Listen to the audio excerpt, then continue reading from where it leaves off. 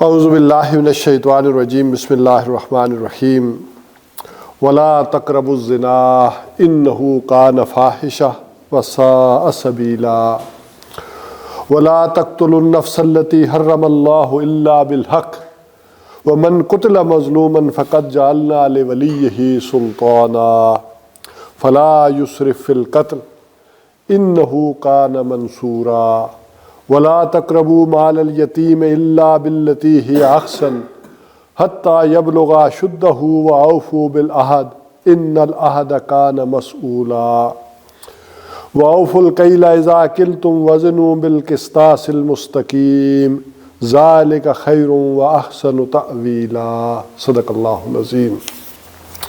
رب اشرح لی صدری ویسر لی امری واحلل عقدۃ من لسانی یفقہوا قولی آمین یا رب العالمین۔ ہمارا اس آیت کے اوپر ولا تقربوا الزنا پہ کچھ درس زیادہ ہی طویل ہو گیا ہے، تو ویسے بھی مجھے 2-1 دن سے ذرا ٹمپریچر چل رہا تھا، تو مجھے بھی اس وقت اندازہ نہیں ہو رہا کیا کہنا ہے، تو مختصر انداز ہی میں چاہوں گا کہ چیزوں کو آگے لے چلیں، پھر آئندہ جب ہوگا تو اس کو ذرا کر لیں گے اگلی آیات کو تفصیل میں۔ اس پہ مزید زیادہ تفصیل کی ضرورت نہیں ہے، صرف اگر چیدہ چیزیں میں دہرا دوں اور رکوع کا پیچھے سے رابطہ جو ہے وہ قائم کر دوں، تو وہ یہ ہے کہ ہم پڑھ رہے تھے کہ ایک معاشرے کے عمل صالح کیا ہے۔ ہم نے پہلے پڑھا کہ ایک فرد کے عمل صالح کیا ہے، پھر ایک گھر کے عمل صالح کیا ہے، یعنی خاندان کے، اور ایک معاشرے کے عمل صالح کیا ہے۔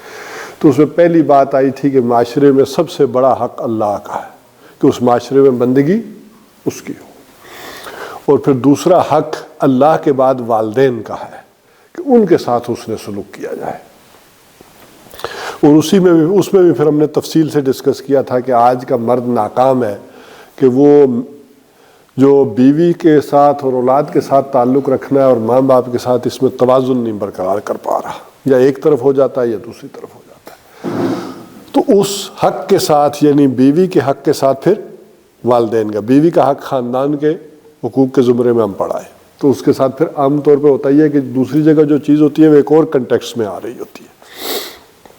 پھر والدین کے حق کے بعد تھا کہ قرابت داروں کا حق ان کو دے دو، اس کی جو مختلف ڈائمنشنز تھیں وہ آئی۔ پھر اس کے بعد آیا اولاد کا حق۔ اولاد کے حقوق کے ضمن میں یہ بات اس طرح سے آئی کہ اولاد کا یہ حق ہے کہ اسے زندہ رہنے دو، اولاد سے ایک محبت، پالنا پوسنا، یہ چونکہ فطرت اس کے لیے کفایت کرتی ہے، انسان کی فطرت کے اندر یہ محبت اور چیزیں ایسی ڈال دی گئی ہیں، بلکہ ان کے لیے روک لگانا پڑتا ہے، بلکہ یہ نہیں ہے کہ اولاد کو پالو پڑھاؤ، یہ محبت کا جذبہ ہی اتنا شدید ہے کہ انسان پالتا پڑھاتا ہے۔ تو البتہ جو گمراہی آ سکتی تھی شیطان کی طرف سے وہ یہ تھی کہ اولاد کا قتل نہ ہو، اور ہمارے زمانے میں آ کر تو وہ معاملات بھی شروع ہو گئے کہ اس کا وجود ہی نہ جو ہے وہ آئے۔ اس کا ایک تعلق ہم نے پیچھے مالیات سے جوڑا تھا، اب ایک تعلق اس کا آگے جوڑتے ہیں ولا تقربوا الزنا کے ساتھ۔ یہ ایک بالکل تیسری ڈائمنشن ہے جو میں بیان کروں گا ابھی، کہ اولاد کا یہ حق ہے کہ اسے جہاں زندہ رہنے دیا جائے، اسی طرح اولاد کو غلط طریقے سے پیدا نہ کرو۔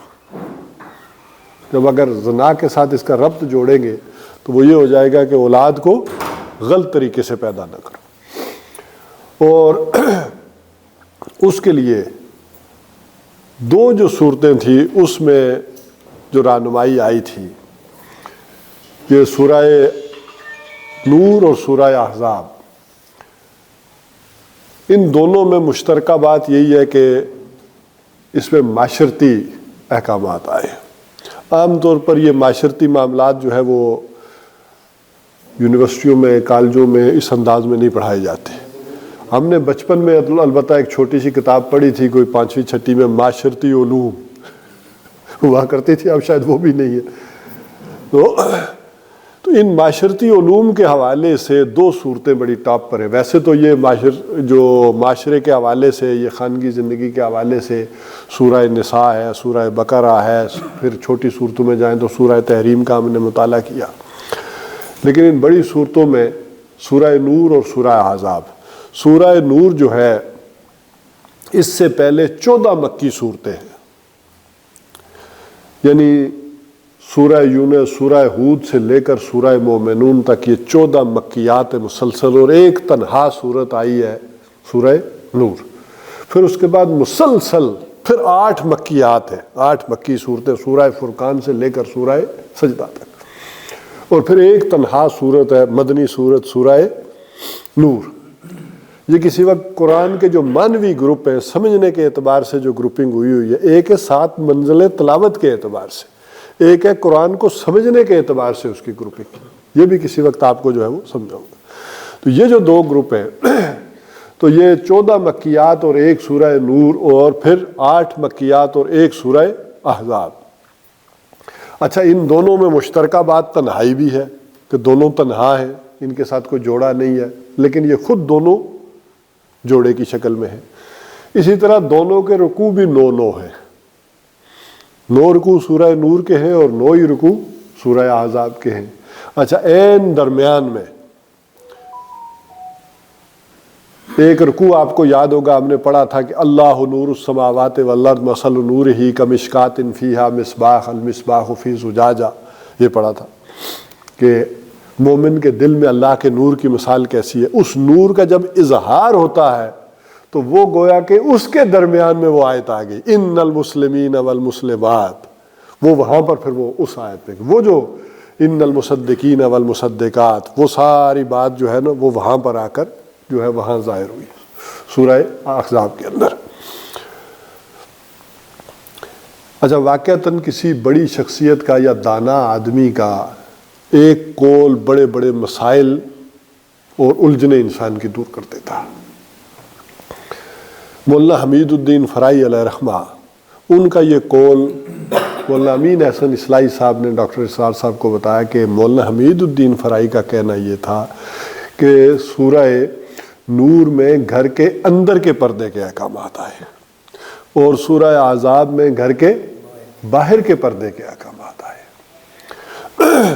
تو ظاہر ہے ایک یہ ایسی بات کرنے سے اس ساری صورتوں کے جو مسائل ہیں وہ سمجھ میں آ جاتے. اب جیسے سورہ نور میں آیا کہ اپنی نگاہوں کو نیچی رکھے، اے نبی صلی اللہ علیہ وسلم ان اہل ایمان سے کہیے کہ اپنی نگاہوں کو نیچی رکھیں. اب اگر باہر آپ روڈ کراس کرتے ہوئے یا بازار میں نگاہوں کو نیچی رکھیں گے تو وہ تو ایکسیڈنٹ ہو جائے گا. تو وہ اگر یہ والا کلیہ اپنائیں گے تو وہ گویا حکم آ رہا ہے کہاں نیچی رکھیں، گھر کے اندر اپنی نگاہوں کو نیچی رکھیں. اچھا، اس حوالے سے 2 مقامات سورہ احزاب کے ہم نے پڑھے. اور اچھا، ایک اور بات، سورہ احزاب کب نازل ہوئی؟ سن 5 میں. اس میں غزوہ خندق، غزوہ احزاب کب ہوا ہے؟ سن 5 میں. تو اس میں غزوہ احزاب کا تذکرہ ہے تو وہ سن 5 میں نازل ہوئی ہے. اور سورہ نور کب نازل ہوئی؟ سورہ نور سن 6 میں نازل ہوئی. چونکہ سورہ نور کا آپ کو معلوم ہے کہ آغاز جو ہو رہا ہے اس کے آغاز میں واقعہ افک آتا ہے. حضرت عائشہ رضی اللہ تعالی عنہا پر جو تہمت لگی ہے تو وہ اس طرح سے ہوا ہے کہ غزوہ بنی مستلق اس سے واپسی پر وہ معاملہ ہوا ہے. اور غزوہ بنی مستلق ہوا ہے سن 6 میں. تو سورہ نور کا گویا کہ زمانہ نزول کیا ہو گیا؟ سن 6. اور سورہ احزاب کا سن 5. تو سورہ احزاب کے اندر 2 باتیں ہم نے پڑھی تھی. وہ یہ والے احکامات جو اس آیت کے متعلق تھے 2 جگہ وہاں پر آئے. اور ایک جگہ یہ بات آئی تھی کہ عورتوں کی اصل جائے قرار کیا ہے؟ گھر ہے. وَقَرْنَ فِي بُيُوتِكُنَّ. اور اس میں یہ بات آ گئی تھی کہ دونوں ہی باتیں، گھر میں قرار پکڑیں یا گھروں میں وقار سے رہیں. کرنا کے دونوں معنی ہو سکتے ہیں. گھروں میں وقار سے باعزت طریقے سے وہاں رہیں. اس میں ہم نے تفصیل سے یہ سمجھی بات کہ اللہ تعالیٰ نے جو دونوں کی نفسیات بنائی ہے وہ اس انداز میں بنائی ہے کہ عورت کے اندر جو نرمی، شفقت، محبت، اس کا جو جذبہ رکھا ہے، اور مرد کے اندر جو ہارڈنس رکھی ہے، اس کے لیے کمائی کی ذمہ داری لگائی ہے کہ یہ کما کر لائے گا. باہر کی ذمہ داریاں اس کی ہوں گی. ہاں نکلنا ہو ضرورت کے تحت، شدید ضرورت کا تو منع نہیں ہے، لیکن دائرہ کار عموماً یہ رکھا گیا ہے کہ اس انداز میں رکھا جائے. اور اسی کو میں نے کہا تھا کہ علامہ اقبال نے تو اس فلسفے کو بڑی ٹاپ پر پہنچایا. اور ان کا یہ کہنا تھا کہ اصلاً تو عورت کے اندر ایک تخلیق کی صفت ہے جو اللہ تعالیٰ کی صفت ہے. اللہ کون ہے؟ خالق. اس نے ہر شے کو پیدا کیا. ان اللہ علی کل شیء قدیر، خالق و کل شیء، ہر شے کو اس نے پیدا کیا.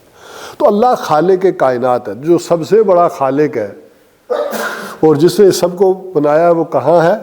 پردے میں ہے. تو خالق پردے میں ہے، تو جو عورت اور تخلیق کیا چاہتی ہے؟ یہ پردہ چاہتی ہے، یہ تنہائی چاہتی ہے. اور یہی وجہ تھی کہ انہوں نے کہا کہ اگر تم چاہتے ہو کہ محمد بن قاسم پیدا ہو، انتظار کر رہے ہو کہ لوگ کہاں سے آئیں، کہاں سے لیڈ کرے، تو اے مسلمان عورت تو حضرت فاطمہ کا اسوہ اپنا، تاکہ تیری گود میں وہ شبیر کھیلے.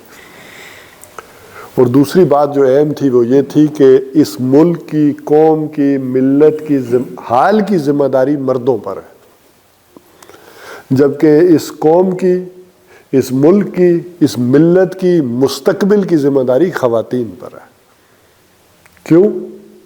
اس لحاظ سے اس کو اہم سمجھے نا کہ جو آپ کا مستقبل ہے، آپ کے ملک کا مستقبل ہے، آپ کی امت کا مستقبل ہے، قوم کا مستقبل، وہ ان کی گودوں میں کیا ہے؟ کھیل رہا ہے. غالباً میری آپ تصحیح کر دیں گے کہ چرچل نے شاید یہی بات کہی تھی اپنی قوم سے کہ تم کہتے ہو کہ قوم اچھی دو، تم مجھے اچھی مائیں دو، میں تمہیں اچھی قوم دوں گا. تو اصل میں یہ بنیادیں تو ڈالی ہے محمد الرسول اللہ صلی اللہ علیہ وسلم. تو ایک اس کا یہ فلسفہ تھا. ہاں، اصل چیز مقصد کیا ہے کہ سیگریگیشن ہو، آزادانہ ملاپ نہ ہو. اب اس کے لیے جو جو اقدامات ہو سکتے ہیں، جیسے پرائمری کی ساری ایجوکیشن خواتین کے ذمہ ڈال دینی چاہیے. ویسے ذرا آپ دیکھیں، کہیں وائف باہر گئی ہوں، آپ تو آپ کے بچے بھی سب کے جوان ہوں گے، آپ سارے ہی بوڑھے ہیں یہاں پہ، تو ایک دن اگر آپ کو بچے سنبھالنے پڑ جائیں تو لگ پتہ چاہتا، تو بندہ کہتا ہے یار یہ کس خدا کی بندی نے یہ سارے کھیڑ مول لیے، اتنا تنگ کرتے، اتنا سنبھالتی ہے وہ ماں جو ہے بچوں کو. تو واقعی بڑا عظیم کام ہے. میرے سپرد ہو جائے تو ہو سکتا ہے میں تو مار مار کے ان کو شام تک دورہ کر دوں، کبھی کوئی کیا کرے گا، کبھی کیا، لیکن یہ ماں کی محبت اور شفقت ہے کہ وہ انہیں پالتی ہے اور بڑا کرتی ہے، اس لیے اس کا درجہ بھی رکھا گیا نا ماں کا. اب اس حوالے سے ذرا اندازہ دیکھیں کہ وہ سختی، نماز جیسے معاملے میں بھی وہ سختی 7 برس میں ہے، 7 برس میں، بلکہ سکھانا 10 برس میں جا کے سختی. تو یہ محبت، شفقت، یہ والا سارا میدان خواتین کو دے دینا چاہیے. اسی طرح مردوں کے اسپتال علیحدہ ہوں، مرد ہی نرسیں ہوں، مرد ہی ڈاکٹر ہوں، یہ نہیں کہ کام نہ کریں. عورتیں ان کے اسپتال علیحدہ ہوں، عورتیں ہی ڈاکٹر ہوں، عورتیں ہی نرسیں ہوں. تو اصل تو قرآن کا مشن یہ ہے، وہ یہ نہیں ہے کہ یہ کوئی کام ہی نہ ہو، کچھ بھی نہ ہو. وہ جو اس کا نتیجہ نکالنا ہے وہ رہنا چاہیے. تو ایک یہ کرنا فی بیوتکن کے ذمن میں بات آ گئی تھی. دوسری سورہ احزاب کے ذمن میں مرکزی بات آ گئی تھی کہ یدنین علیہن بجلابیبہن، کہ جب بھی وہ گھروں سے باہر نکلے تو اپنی چادر کا ایک پلو اپنے چہرے کے اوپر ڈال دیا کرے. یہ ایک بات آ گئی. تو اس حوالے سے تھا کہ جب بھی عورت گھر سے باہر نکلے تو پردے سے نکلے. اچھا، اس میں چونکہ آگے میں اس کا تذکرہ کر دوں گا کہ بعض لوگوں نے کہا یہ عرب کا رواج نہیں تھا، عرب میں کوئی پردہ نہیں تھا، یہ محمد الرسول اللہ صلی اللہ علیہ وسلم نے قائم کیا. یہی وجہ ہے کہ اسی سورہ احزاب میں سب سے پہلے بات یہاں سے شروع کی کہ ازواج مطہرات سے کوئی چیز مانگنی ہے تو وَاسْأَلُوا مِن وَرَاءِ حجاب، پردے کے پیچھے سے مانگو. تو یہ والا معاملہ جو ہے پردے والا. اور اس میں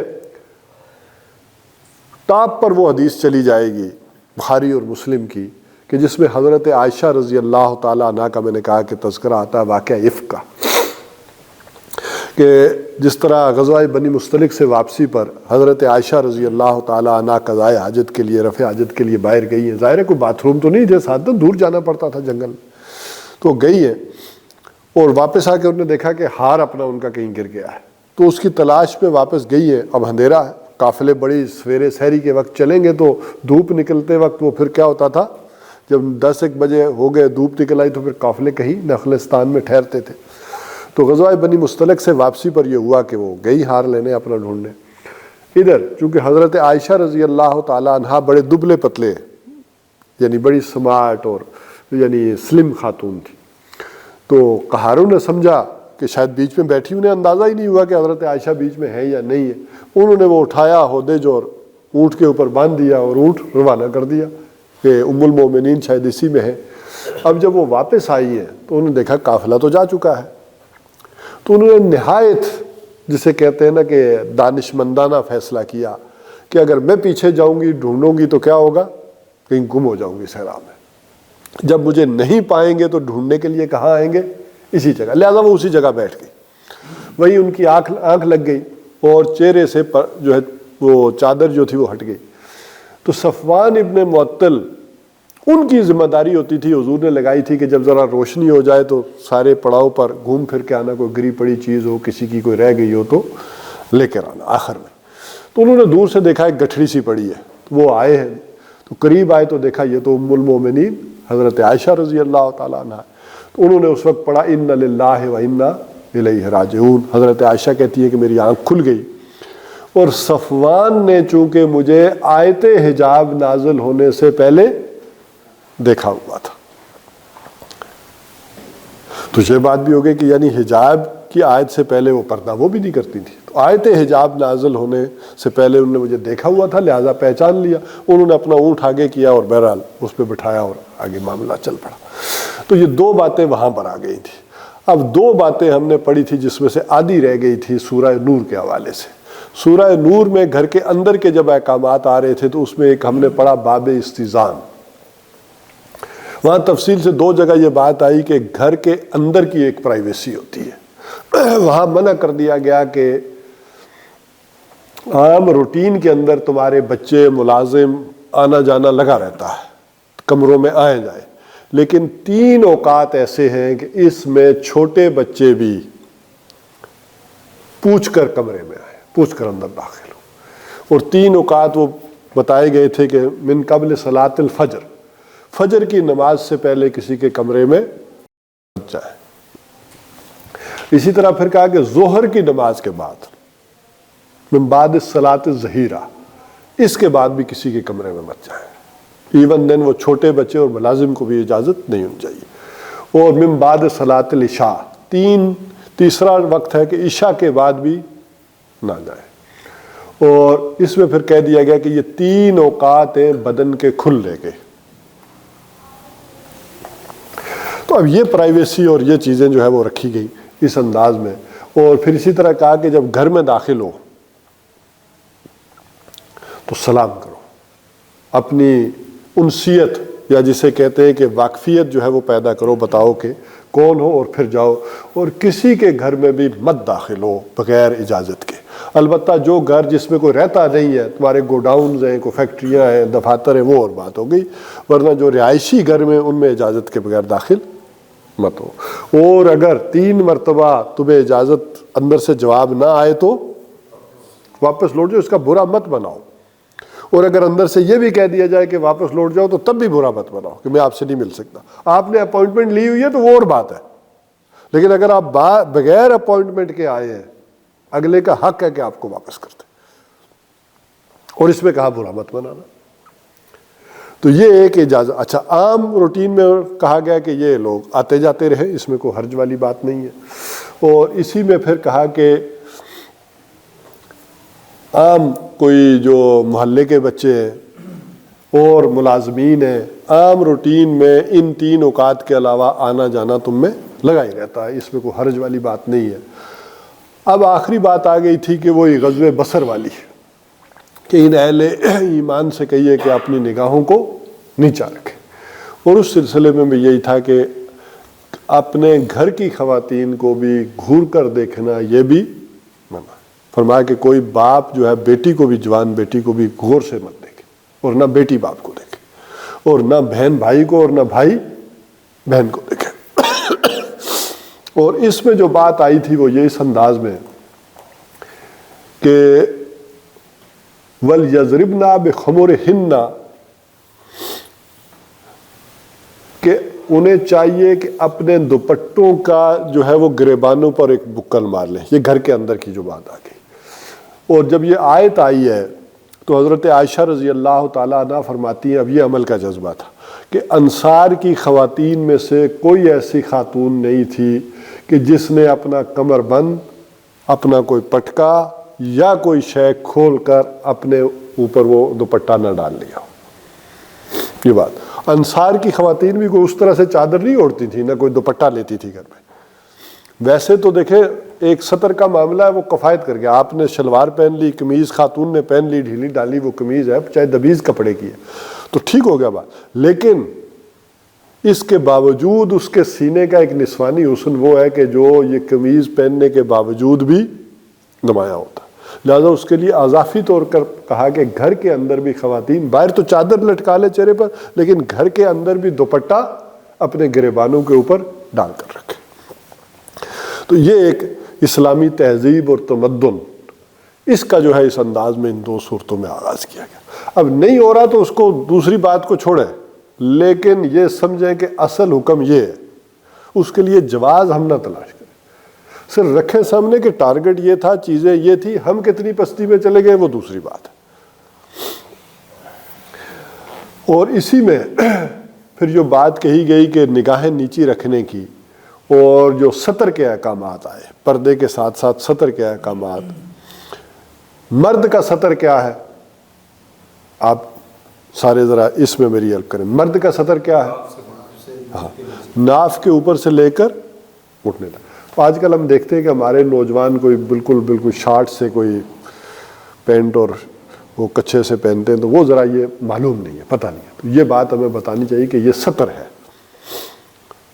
اور عورت کا سطر پورا جسم ہے، سوائے چہرے کی ٹکیا ہاتھوں کے اور پاؤں کے. عورت کا پورا وجود سطر ہے. اور اس میں حضرت عائشہ رضی اللہ تعالیٰ عنہا سے دو روایتیں ہیں کہ میری بہن حضرت اسماء بنت ابی بکر وہ تشریف لائیں تو انہوں نے باریک کپڑے پہنے ہوئے تھے، تو حضور نے منہ پھیر لیا، آگے ہاتھ رکھ لیا، اور انہوں نے کہا کہ اسماء یہ کسی خاتون کے لیے جائز نہیں ہے کہ اس کے جسم کا کوئی حصہ اس کے چہرے اور ہاتھوں کے علاوہ ہے.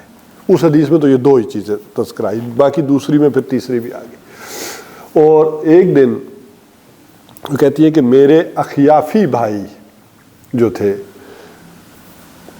ان کی بیٹی آئی ہوئی تھی، تو حضور نے ان کو دیکھ لیا تو رخ پھیر لیا. تو میں نے حضور سے کہا کہ یہ میرے اخیافی بھائی کی بیٹی ہے، یعنی بھتیجی ہے میری، اس سے آپ کا پردہ نہیں ہے. تو انہوں نے کہا نہیں، کسی عورت کے لیے یہ جائز نہیں کہ ان تین چیزوں کے علاوہ اس کے کوئی وجود کا حصہ نظر آئے. اچھا، اب حضرت علی رضی اللہ تعالیٰ عنہ سے روایت ہے کہ وہ فرماتے ہیں کہ حضور نے فرمایا کہ اخیافی یعنی ان کا ماں کی طرف سے بھائی تھے. ایک ہے نا آپ کا باپ کو، تو وہ عرب میں تو شادیاں ہی بہت ہوتی تھی نا، یہ ماں نے بھی ہو سکتا ہے 3 کی ہوں، باپ نے بھی 3-4 کی ہوں، تو جو ماں کی طرف سے آپ کا بہن بھائی ہوتا ہے. تو کیا میں کہہ رہا تھا، حضرت علی رضی اللہ تعالیٰ عنہ روایت کرتے ہیں کہ حضور نے مجھے کہا کہ اے علی، کبھی بھی کسی زندہ یا مردہ شخص کے سطر پر نگاہ مت ڈالنا. مردہ بھی، کبھی بھی کسی زندہ اور مردہ شخص کے سطر پر یعنی اس حصے پر نگاہ مت ڈالنا. اور ایک دوسری روایت میں حضرت علی رضی اللہ تعالیٰ عنہ بیان کرتے ہیں کہ کبھی بھی کسی کو اپنا سطر مت دکھانا. حضرت اسلمی رضی اللہ تعالیٰ عنہ کو حضور نے ڈانٹا کہ وہ بیٹھے ہوئے تھے تو ان کی یہ ران ننگی ہو گئی. تو ان کا تمہیں نہیں معلوم کہ یہ ران جو ہے یہ سطر کا حصہ ہے، یہ کیوں نظر آئی؟ اچھا، اس میں ایک اور غلط فہمی بھی ہوتی ہے، اس حوالے سے ایک اور بات کو بھی سمجھ لیں. مرد کے لیے سطر کیا ہے؟ ناف سے اوپر سے لے کر گھٹنے کے نیچے تک، کہ یہ چیز تو کسی بھی صورت نہیں کھلنی چاہیے، سوائے اس کی بیوی کے یا باندی کے یا طبیب کے یا سرجیکل کوئی معاملہ ہے تو اس میں یعنی اجازت ہے۔ اور مرد کے لیے عورت کا سطر وہ پورا وجود ہے، وہ باپ کے لیے بھی، بیٹے کے لیے بھی، یعنی محرم جتنے رشتے ہیں ان کے لیے بھی یہی سطر ہے، لیکن عورت کے لیے سطر یہی ہے جو مرد کا ہے۔ اس سے ذرا مسائل جو ہے اوپر نیچے ہو جاتے ہیں کہ عورت کا سطر کیا ہے۔ کچھ لوگوں نے کہا کہ وہ عورت کے لیے سطر کیا ہے، ناف سے اوپر سے لے کر وہ عورت کا آپس میں سطر ہے، کوئی عورت بھی کسی دوسری عورت کو یہاں تک نہ دیکھے، لیکن مرد کا عورت کے ساتھ سطر وہ پورے وجود کا ہے۔ اچھا، اسی طرح حضور صلی اللہ علیہ وسلم نے فرمایا کہ کسی کے خط کے اوپر بھی نگاہ مت ڈالنا۔ یہ جو نگاہوں والی بات ہے نا، کبھی کسی کا خط مت پڑھنا۔ جو آدمی کسی کا خط پڑھے، کسی کی تحریر اس انداز میں پڑھے، وہ گویا آگ کے اوپر نظر ڈال رہا ہے۔ ہر ایک کے اپنے راز ہوتے ہیں، چیزیں ہوتی ہیں۔ آج خطوط کی نئی شکل ہے موبائل، مت کسی کی اجازت کے بغیر لے اور کرے، اور نہ وہ دیکھ رہا ہو تو آپ دیکھیں وہ کیا دیکھ رہا ہے۔ آج ترقی یافتہ شکلیں آ گئی نا، تو یہ بھی حضور صلی اللہ علیہ وسلم نے اس کو بھی منع فرمایا۔ تو بہرحال حضور صلی اللہ علیہ وسلم نے اس انداز میں یہ ساری احتیاطیں جو ہے وہ فرمائی کہ، لیکن اس کا مقصد کیا تھا؟ تاکہ ولا تقربوا الزنا، زنا کے قریب بھی انسان نہ جائے۔ اس کی وجہ کیا ہے کہ شیطان وہ ماحول کریٹ کر دیتا ہے، باقی آگے وہ خود کرتا ہے انسان۔ دیکھیں قیامت کے دن وہ کیا کہے گا؟ میں نے تو کچھ نہیں کیا، یہ خود اس میں ملوث ہوئے تھے۔ وہ میں نے لطیفہ آپ کو سنایا بھی تھا کہ میں نے خالی کیا کیا ہے، شیرہ لگایا۔ کچھ بات یاد آ گئی نا کہ میں نے شیرہ لگایا، اس پہ مکھی آئی، مکھی کو کھانے کے لیے چھپکلی آئی، چھپکلی پر حلوائی کی بلی نے حملہ کیا، اور گاہک آیا ہوا تھا ایک کتا لے کر، کتے نے بلی پر حملہ، دونوں آ کر بڑے اس کڑاہ میں گرے اور لڑائی ہوئی اور ایک آدمی قتل ہو گیا۔ تو شیطان اصل میں وہ ماحول کریٹ کر دینا چاہتا ہے کہ جس میں پھر انسان کے یہ چیزیں ساری کی ساری خود بخود ہوتی جائیں۔ اس میں آخری درجے کی جو چیز ہے ولا تقربوا الزنا میں، اس کے لیے پھر سزا بڑی سخت جو ہے وہ رکھی گئی۔ اور اس میں شاہ ولی اللہ علیہ رحمہ نے حجت اللہ البالغہ میں لکھا ہے، اور ظاہر ہے کہ اسلام، شاہ ولی اللہ 12ویں صدی کے مجدد ہیں، دوسری صدی یعنی 12ویں صدی ہجری کے، 1703 میں غالباً پیدا ہوئے ہیں اور 1761 میں ان کی وفات ہوئی ہے، 61 میں یا 67 میں غالباً اس انداز میں ہوئی ہے۔ انہوں نے جو کتاب لکھی ہے حجت اللہ البالغہ، کہا یہ جاتا ہے کہ اسلامی تاریخ کے اندر 1200 برس کے اندر یہ واحد ایسی کتاب ہے جو منفرد انداز میں لکھی گئی، جس میں اسلامی احکام کی حکمتیں لکھی گئی ہیں کہ اسلامی احکامات پر کیوں عمل کیا جائے۔ اس میں زنا کے بارے میں انہوں نے لکھا ہے کہ یہ عمل چونکہ رضا سے ہوتا ہے اور انتہائی چھپ کر ہوتا ہے، انتہائی احتیاط کے ساتھ ہوتا ہے، کہ کوئی آدمی اہتمام کے ساتھ ہوتا ہے کہ کوئی دیکھ نہ لے، لہذا اس کا پکڑے جانا محال درجے کی بات ہے، اس کا پکڑنا آسان نہیں، لہذا اس کے لیے، اس کی بے کنی کے لیے پھر سزا اتنی سخت رکھی گئی ہے کہ اگر سال 2 سال میں بھی ایک کو مل جائے نا تو ہزاروں لاکھوں کو عبرت ہو جائے۔ تو اس پہ گواہ بھی 4 ہیں۔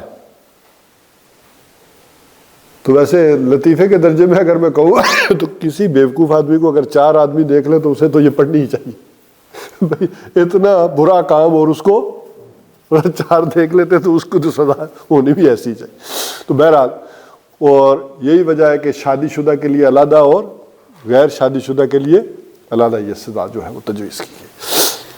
بس یہ وہ تھی بات کہ جس کو ہم نے گویا کہ مکمل کر لیا اپنے اس ولا تقربوا الزنا کے ذمہ میں، جس کا ہدف اور مقصد یہ ہے کہ دور دور تک اس چیز کا امکان نہ رہے کہ زنا والا معاملہ ہو۔ اور اس کی اصل شے یہ ہے کہ اولاد کو غلط طریقے سے پیدا مت کرو، پھر اس کے غلط نتائج نکلیں گے، جس پر ہم نے بالکل آغاز میں گفتگو کر لی تھی کہ وَلَا تَقْرَبُوا الزِّنَا إِنَّهُ كَانَ فَاحِشَةً وَسَاءَ سَبِيلًا، یہ ہے فحش کام ہے، اور دوسرا اس کا برا نتیجہ بالآخر نکلے گا۔ اب آ جائیے وَلَا تَقْتُلُوا النَّفْسَ الَّتِي حَرَّمَ اللَّهُ إِلَّا بِالْحَقِّ، اور مت قتل کرو کسی جان کو جسے اللہ نے محترم ٹھہرایا ہو، اور اللہ نے ہر جان کو محترم ٹھہرایا کہ کسی انسانی جان کو مت قتل کرو الا بالحق، سوائے اس کے کہ اس کے اوپر حق واضح ہو جائے۔ یعنی جس معاشرے میں، اب چونکہ یہ معاشرتی احکامات ہیں، انسان معاشرتی حیوان جو کہلاتا ہے تو کیوں مل جل کر رہتا ہے، تو مل جل کر رہنے میں یہ دو بڑے مسائل ہیں کہ اگر کسی معاشرے میں زنا عام ہوگا تو اس معاشرے کے اندر سنڈاس پیدا ہو جائے گا، بڑی گندگی پیدا ہو جائے گی، وہ معاشرہ رہنے کے قابل نہیں رہے گا۔ اور رہنے کی بنیاد ہے احترام جان۔ اگر آپ دوسرے کی جان کا احترام نہیں کرتے تو گویا تمدن کی جڑ کٹ گئی۔ اسی لیے سورہ مائدہ میں کیا کہا کہ جس نے کسی ایک انسان کو قتل کیا، ساری نوع انسانی کو قتل کیا، جس نے ایک جان کو بچایا اس نے کل نوع انسانی کو۔ نوع انسانی کی بنیاد جس تمدن پر ہے اس کا اصل اصول کیا ہے؟ احترام جان۔ اب اس احترام جان کے حوالے سے کہ بلکہ یہ بھی سمجھ لیں، اس احترام جان کی کسی کی جان نہیں لی جا سکتی سوائے چار صورتوں کے، الا بالحق کی چار صورتیں۔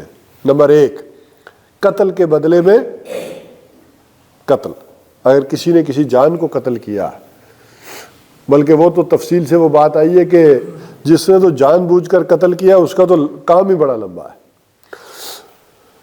اور نمبر دو، شادی شدہ زانی کا قتل، اس نے بھی معاشرے کو خراب کیا۔ اور نمبر تین، مرتد کا قتل، جو آدمی دین سے پھر جائے اس کا قتل۔ اور آپ کہیں گے کہ یہ کیا بات ہے، جن لوگوں نے بچھڑے کی پوجا کی تھی حضرت موسیٰ علیہ السلام نے سب کو قتل کروایا تھا کہ نہیں؟ قرآن حکیم میں آ گیا نا معاملہ کہ ان سب کو جو پھرے قتل۔ اچھا، ویسے تو اس پہ مولانا مودودی علیہ الرحمہ نے بڑی تفصیل سے لکھا کہ یہ تقریباً دنیا کے سارے قوانین میں رہا ہے۔ اور آخری چوتھی بات کہ کافر حربی کا قتل، جس سے وار ڈکلیئر ہو، اس کا قتل، اس کو آپ قتل کر سکتے ہیں۔ اس میں یہ نہیں ہے کہ اس نے کیا قصور کیا یا نہیں کیا، یا کیا اس نے آپ کے کسی سپاہی کو مارا ہے یا نہیں مارا، وہ تو آپ یہ دیکھتے رہیں گے کہ مجھے گولی کس نے ماری یا اس کو کس نے ماری، تو اس کو میں ڈھونڈ کے ماروں تو وہ تو پھر آپ کو بھی مار دے گا۔ تو کافر، ہر کافر کو آپ ہر وقت نہیں مار سکتے۔ آپ کے ملک میں اگر کافر بھی رہ رہے ہیں ساتھ تو یہ نہیں ہے کہ انہیں آپ قتل کر دیں گے، مار دیں گے، بلکہ وہ کافر جن کے ساتھ جنگ ڈکلیئر ہو گئی، تو کافر حربی کا قتل۔ ایک چیز اس میں اور ایڈ کر لیں، خودکشی، یہ بھی نہیں۔ یہ جان بھی کس کی امانت ہے؟ اللہ کی۔ اس کو بھی آپ اپنی مرضی سے کسی کو کیا قتل کریں، اپنے آپ کو بھی نہیں کر سکتے، اس کی اجازت بھی نہیں دے گی۔ فقط جعلنا لولیہ ومن قتل مظلوما، اور جو کوئی ناحق مارا گیا، ایک ہے حق کے ساتھ مارنا ہونا، ومن قتل مظلوما، اور جو قتل کیا گیا ظلم سے، فقط جعلنا لولیہ سلطانا، تو ہم نے اس کے ولی کو ایک اختیار دیا ہے۔ سلطان ایک اختیار دیا ہے، وہ چاہے تو اسے قتل کر دے، چاہے تو اسے معاف کر دے۔ یہ اور کسی کے پاس اختیار نہیں دیا قرآن نے۔ ہمارے قانون میں یہ اختیار صدر مملکت صاحب کو بھی ہے کہ وہ چاہیں تو کسی کو معاف کر دیں۔ تو یہ بھی خاص پیچھے ایک سائیکی ہے اس کے تحت کہ ہماری ٹاپ کلب میں سے، کیونکہ قانون کا اطلاق بھی ہوتا ہے تو نچلی سطح پر ہوتا ہے، جب قوموں کے اندر زوال ہوتا ہے تو بڑی سطح پر نہیں ہوتا۔ یہ شک بھی ادھر رکھی گئی کہ کوئی اس ٹاپ پر ہو تو صدر مملکت صاحب کر دے. لیکن اگر قرآن نے صدر مملکت کو یہ اختیار دیا بھی ہوتا یا خلیفہ کو تو آج نہیں دیا جا سکتا تھا. جس طرح کے صدر مملکت ہمیں دستیاب ہے. مجھے وہ واقعہ یاد آ رہا ہے، طارق جمیل صاحب کا وہ ایک دفعہ گفتگو کر رہے تھے کہ والد کے کہنے پہ طلاق دی جا سکتی ہے. حضرت ابوبکر صدیق نے اپنے بیٹے سے کہا تو انہوں نے دے دی. تو انہوں نے کہا کہ وہ حضرت ابوبکر صدیق نے دی، اس سے قانون تو بن گیا کہ والدین، لیکن آج کل کے والدین کے کہنے پہ نہیں دی جا سکتی. انہیں وہ حضرت ابوبکر صدیق کا مقام سمجھے نا، وہ آج کچھ اور مقاصد ہوں گے. وہ سمجھ رہے تھے کہ دین کا نقصان ہوگا، اس وجہ سے انہوں نے دلوائی تھی. تو اسی طرح کوئی اختیار ہوتا بھی تو آج کل کے صدر مملکت کو نہیں دیا جا سکتا تھا جس طرح کہ آج لوگ دنیا میں. اصل میں یہ بات اس وجہ سے کہہ رہا ہوں کہ یہ گڑبڑ اگر کلیئر نہ ہو تو یہ وہی معاملہ ہو جائے گا جو اکبر نے کیا تھا. اس نے مباحث مباحثوں میں وہ سارے حقوق حاصل کر لیے تھے جو ایک خلیفہ راشد کے ہوتے ہیں، اور پھر اس کا نتیجہ ہمارے سامنے. بہرحال قرآن نے تو یہ اجازت دی نہیں ہے. فلا یسرف فی القتل، تو چاہیے کہ قتل میں اسراف نہ کرے. اب قتل میں اسراف کی مختلف صورتیں ہو سکتی ہیں، جیسے عرب میں تھی، اوس اور خزرج میں تھی. ہمارا قبیلہ بڑا ہے، تمہارا قبیلہ چھوٹا ہے، تمہارا بندہ اگر قتل کرے گا تو ہم تمہارے 2 قتل کریں گے. تم ذرا نیچلے طبقے کے ہو، چھوٹے قبیلے کے ہو، تمہارے 2 لیے جائیں گے. اسی طرح بعض عرب قبائل میں یہ بھی رواج تھا کہ اگر تمہارے قبیلے کا کوئی قتل کرے گا تو ہمارے قبیلے کے کسی مرد کو تم بدلے میں نہیں لے سکتے، بلکہ عورت جو ہے وہ قتل کی جائے گی.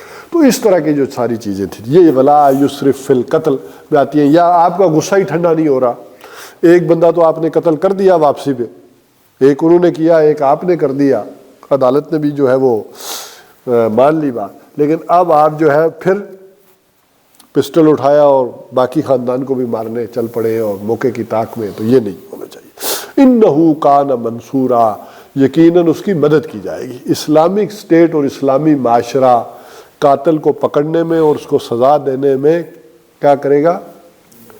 مقتول کے ورثاء کی مدد کرے گا. اس لیے یہ سرکاری کیس کہلاتے ہیں، یعنی اس میں مقتول کا کوئی جو ہے وہ ان کے ورثاء کا کوئی خرچہ نہیں ہوگا، بلکہ یہ کیس اگینسٹ اسٹیٹ چلے جاتے ہیں. پھر یہ والے کیس وَلَا تَقْرَبُوا مَالَ الْيَتِيمِ إِلَّا بِالَّتِي هِيَ أَحْسَنُ، اور یتیم کے مال کے قریب بھی مت جاؤ، إِلَّا بِالَّتِي هِيَ أَحْسَنُ، مگر اس طور پر جو بڑا ہی اچھا طریقہ ہو. حتیٰ یبلغ اشدہ، یہاں تک کہ وہ پہنچ جائیں اپنی بلوغت کو، اپنی جوانی کو. اچھا اس میں سمجھ لیں کہ معاشرے میں کچھ برائیاں ہیں لیکن کچھ ڈیولپمنٹ بھی ہوئی ہے، کچھ اچھائی بھی ہوئی ہے. دیکھیں اس زمانے میں کوئی مر گیا تو اب سارے مال کے اوپر قبضہ کس کا ہو جاتا تھا؟ چچا کا، تایا کا. آپ مر گئے تو یا بڑا بھائی ہے یا چھوٹا چچا ہے تو وہ سارا اس نے قبضے میں لے لیا، یا کوئی بڑا بھائی ہے تو اس کے قبضے میں چلا گیا. اس کے مقابلے میں ایک ڈیولپمنٹ آج کے دور میں ہوئی، آپ کے پیسے کوئی بینک شینک میں ہیں، کہیں سرکاری ادارے میں، تو کیا ہوتا ہے؟ وہ نہیں دیتے. وہ جب نابالغ بھی بڑے ہوتے ہیں تو اس انداز میں دیتے ہیں. تو ایک معاشرے نے ارتقاء کا یہ عمل تو کیا ہے کہ ان کا مال جو ہے وہ کسی انداز میں نہ لیا جا سکے. البتہ ایک اور معاملہ یہ احسن کا کیا تھا کہ ایک تو وہ آدمی ہے کہ جسے کہا گیا قرآن حکیم میں کہ امیر آدمی ہے، یتیموں کا مال اس کے پاس آ گیا ہے تو اس کی حفاظت کرے، اسے سنبھال کر رکھے، جب وہ بڑے ہوں تو ان کو ان کے حوالے کر دے. لیکن ایک یہ بھی ہوتا ہے کہ ایک آدمی غریب ہے، اس کا چچا، تایا یا بھائی، وہ نہیں افورڈ کر سکتا کہ ان کو بھی کرے، تو وہ ان کے مال میں سے خرچ کر سکتا ہے. لیکن اب ایک اور مسئلہ آ گیا تھا کہ اگر وہ خرچ کرے گا تو ایک اور انتظامی مشکل آ جائے گی کہ ان کا کھانا پکانا کرنا وہ مشکل ہو جائے گا. لہٰذا وہاں اللہ تعالیٰ نے رعایت دی کہ تم مکس کر کے پکا سکتے ہو، علیحدہ علیحدہ ہانڈیاں چڑھانے کی ضرورت نہیں ہے.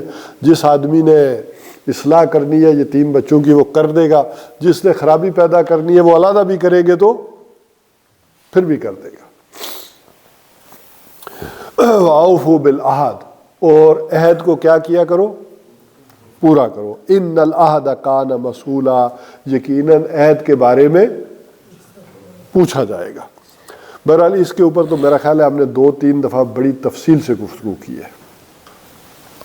اگر کوئی اس میں نئی بات ہوگی تو اگلی دفعہ جو میں دیکھوں گا کہ رہ گئی ہو پچھلے دروس میں تو اس انداز میں اس کو کر لیں گے دوبارہ، کہ یہ وعدے کی پابندی جو ہے نا اسی پر سارا نظام چلتا ہے، کمٹمنٹ۔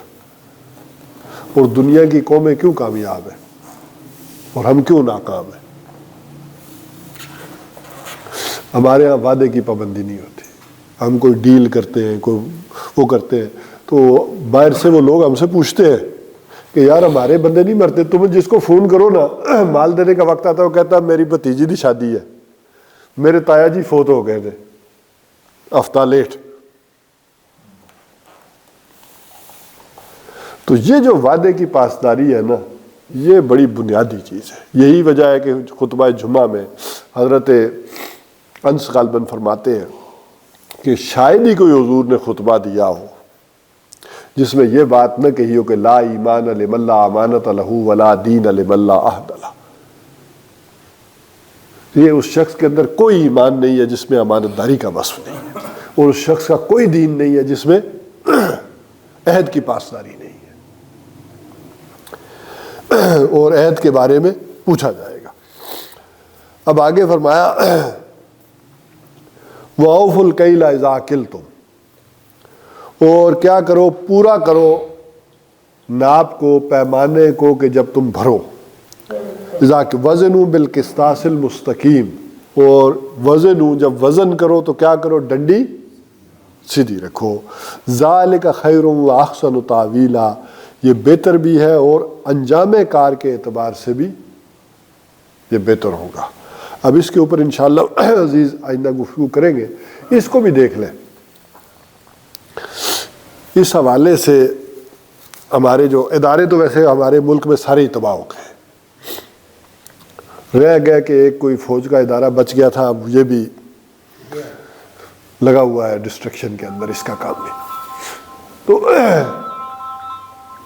وزنوا بالقسطاس المستقیم میں دیکھ لیں، سب سے بڑا تماشا تو ہمارے ہاں واپڈا کا ہے۔ اس کے شام 7 بجے کے بعد تولنے کے کھاتے ہی اور ہو جاتے ہیں، دن کے اور ہوتے ہیں، ہے کہ نہیں معاملہ پیمانے بھرنے کے۔ اور ظلم کی انتہا یہ ہے کہ باقی چلے سبزی فروٹ والا، اس کی ترازو تو اپنی ہوتی ہے، لیکن یہاں پر دیکھیں نا ترازو بھی آپ کو خریدنی پڑتی ہے، میٹر آپ کو پیسے دینے پڑتے ہیں۔ یہ مجھے ایک دفعہ کیس یاد ہو، یہ جو پرانے آفیسرز ہوتے ہیں نا یہ بڑے گاہک ہوتے ہیں جنہوں نے انگریز کے دور سے ملک کو چلایا ہوتا ہے، دیکھا ہوتا ہے، قانون میں بڑے پیچیدہ۔ تو ڈاکٹر صاحب کے قرآن کالج میں جب میں وارڈن لگا تو وہاں اس وقت ایک ریاض حسین نقوی صاحب ہوتے تھے۔ تو ہوا یہ کہ آڈیٹوریم جو چلتا تھا وہاں درس وغیرہ ہوتے تھے، تو عام طور پر جا کر اکتوبر نومبر میں وہ اے سیز بند ہو جاتے ہیں، تو کسی نے چیک نہیں کیا، اسی روٹین میں بل بھیج دیا، تو بل آ گیا ڈبل 2200 یونٹ اوپر۔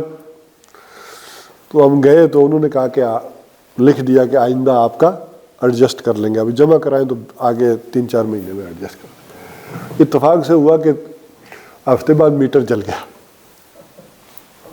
کوئی لوز کنیکشن تھے، وہ سپارک ہوا، میٹر چل گیا۔ تو اب ہم گئے تو یہ وہ دور تھا کہ ابھی نیا نیا فوج نے، اور نواز شریف آیا تھا اور فوج نے ٹیک اوور کیا ہوا تھا ان چیزوں کو، پرویز مشرف کا دور تھا، تو ہر جگہ وہ تعینات تھے فوجی۔ تو ہم نے ان سے کمپلین کی، ایک میجر صاحب تھے کہ بھائی یہ مسئلہ ہے، تو خیر انہوں نے سیٹلمنٹ کرا دی۔ انہوں نے کہا کہ آپ 2200 یونٹ کا پیسے نہ لیں اور یہ آپ سے نئے میٹر کے نہیں لیں گے، تو کر کے دے دیتے ہیں۔ خیر وہ طے ہو گئی بات، انہوں نے میٹر لگا دیا اور ہمیں کہا کہ آپ نے 2200 یونٹ کے پیسے نہیں مانگنے۔ اب یہ جو محکمہ انار کے افسر تھے نا نقوی صاحب، تو انہوں نے مجھ سے کہا کہ یار یہ زیادتی ہے، ہمارے پیسے زیادہ تھے۔ اس وقت وفاقی محتسب بھی ہوتا تھا، انہوں نے وہاں اپلیکیشن ڈال دی۔ تو انہوں نے کہا کہ یہ دیکھیں انہوں نے ہمارے جو ہے نا 2200 یونٹ کے پیسے کاٹ لیے میٹر کے اگینسٹ. خیر انہوں نے جواب دعویٰ داخل کرایا تو انہوں نے کہا کہ یہ جو وابٹا ہے میٹر ہے یہ ہے ہم ڈیمانڈ کرتے ہیں. خیر ہم نے وکیل نہیں کیا, ساتھ جاتے تھے عدالت میں. تو نقوی صاحب نے کہا کہ جج سے کہ دیکھیں سر کہ ہم فروٹ والے کے پاس جاتے ہیں تو کہتے ہیں کہ فروٹ دو, تو وہ کہتا ہے کہ تکڑی کروں نہ کیا ہو. اسی دکان پہ جانے وہ کہتا ہے تکڑی کری نہ کیا ہو. یہ تکڑی تو انہیں نہیں ہونی چاہیے, میٹر دے پیسے کیوں کٹ رہے ہیں؟ 2250 یونٹ دے پیسے دیں, میٹر تو انہیں نہ ہوئے گا. یہ اپنی بجلی بیچ رہے ہیں تو میٹر تو انہیں نہ ہونا چاہیے. خیر اگلی پیشی پڑ گئی. اگلی پیشی پہ وابڈا والوں نے جواب دعویٰ داخل کروایا کہ چونکہ یہ کوئی کاروباری ادارہ نہیں ہے, یہ ایک ویلفیئر ادارہ ہے, لہذا اس میں تکڑی آپ ہی کی ہوگی. ٹھیک ہے ٹھیک. اس پر وہ پھر نقوی صاحب کھڑے ہوئے, انہوں نے کہا کہ سر یہ کہاں کا ویلفیئر ادارہ, انہی کا چیئرمین کہتا ہے کہ اس زمانے میں بجلی 1 روپیہ 20 پیسے کی پڑتی ہے اور ہم دیتے ہیں 2 روپے, اور جو لائن رینٹ ہے لاس ہے وہ بھی ہم دیتے ہیں. تو یہ ویلفیئر ادارہ تو نہیں ہے, یہ تو پکا کاروباری ادارہ ہے. اور دونوں طرف کے دلائل ہوئے تو جج نے کہا یہ بات تو ٹھیک ہے, یہ کاروباری ادارہ ہے. تو اس نے کہا جی کہ جج نے نوٹس جاری کر دیا کہ ان کو 2200 یونٹ کی پیمنٹ کی جائے یا ایڈجسٹمنٹ کی جائے. خیر وہ وابڈا والوں کو بڑا غصہ تھا, انہوں نے وہ میجر صاحب کو تپا دیا کہ دیکھیں سر انہوں نے آپ کی بات نہیں مانی اور توہین کی ہے اور یہ سارا طے کیا ہے, ٹھیک ہے کہ نہیں, اور آپ نے سیٹلمنٹ کرا دی تھی. وہ بھی ان کی باتوں میں آ گئے اور وہ ہم پہ چڑھ دوڑے. خیر وہ نقوی صاحب تو پرانے بزرگ سرکاری, انہوں نے کہا کہ آپ فوجی ہو فوجی رہو, یہ سول کا مسئلہ ہمیں حل کرنے دو. ٹھیک ہے کہ نہیں. تو وہ میرے صاحب کو سمجھ آ گئی, وہ خاموش ہو گئے. تو وہ آپ کو کہتے ہیں کاٹو پیسے. تو یہ ہوتا ہے. تو میں نے ان سے پوچھا کہ یہ آپ نے کیسے کیا, تو کہتے ہیں یار ہماری زندگی میں یہ ساری چیزیں چلتی رہیں. جب سندھ طاس منصوبہ ہوا تو ہم تو نہریں نکالتے تھے, ہمارے پاس تو ڈنکی لیبر تھی ساری, ہم اس سے نکالتے تھے گدوں سے مٹی کی. تو ورلڈ بینک نے پیسے دیے تو جتنے بھی ٹھیکے تھے یہ امریکن کو مل گئے. امریکن مشینری آئی, امریکن ٹھیکیدار آئے, انہوں نے یہ جو نہری نظام بنایا نکالا. وہ جہاں جہاں وہ نہیں پہنچ سکتے وہ نکلتے تھے. تو کہتے ہیں کہ ایک دن میری اور وہ جو امریکن تھا اس کی جھڑپ ہو گئی کسی بات پہ. تو میں نے اس کا پانی بند کر دیا. وہ نہر نکال رہا تھا آگے سے, تو وہ پانی بھی وہ بچھاتے ہیں نا مٹی, اس کے ساتھ ساتھ روڈ بھی اسے بنانی تھی, تو پانی لیتا تھا. میں نے کہا میں تو پانی نہر سے نہیں نکالنے دوں. تو میں نے کہا تم تو عجیب بیوقوف آدمی, میں کیا ہر آدھے کلومیٹر بعد وہ بورنگ کروں, کنواں کھودوں؟ تو میں نے کہا تم نے ٹھیکہ لیا ہے, کھودو, میں تو نہیں پانی نہر سے لینے دوں, یہ نہر تو ہماری ہے. خیر کہتے ہیں بات چلی گئی اوپر تک, وہ ڈیفینس میں گئی, اوپر وزارت خارجہ میں, وہاں سے ہو کے آئی اور لیٹر آ گیا کہ اس کو پانی نہیں. تو کہتے جب وہ آ گیا اس لیٹر لے کے میرے پاس آیا, وہ امریکن کہتا ہے لو اجازت نامہ, 2 پانی. میں کہا نہیں, اس پہ تو یہ طے نہیں ہے کہ کتنا دینا ہے اور کس کاسٹ پہ دینا ہے. اب وہ پریشان ہو گیا کہ 2 مہینے ویسے پروسیس میں لگ گئے, 2 مہینے اور لگے تو میرا تو لاس ہو جائے گا, لیبر بیٹھی ہے. خیر اس نے کہا پائی مکھ کتنے لینے؟ وہ کہا نہیں بھائی یہ طے ہوگا.